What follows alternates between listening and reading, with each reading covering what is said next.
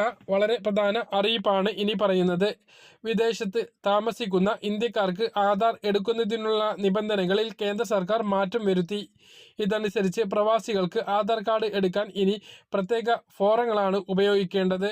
സാധുവായുള്ള Indian പാസ്പോർട്ടുള്ള എല്ലാ ഇന്ത്യക്കാരും ആധാറിന് അർഹരാണ്. മുതിർന്നവർക്കും കുട്ടികൾക്കും ഇതിൽ വ്യത്യാസമില്ല. ഏത് ആധാർ എൻറോൾമെന്റ് സെന്ററിൽ നിന്നും പ്രവാസികൾക്ക് ആധാർ കാർഡ് എടുക്കാം.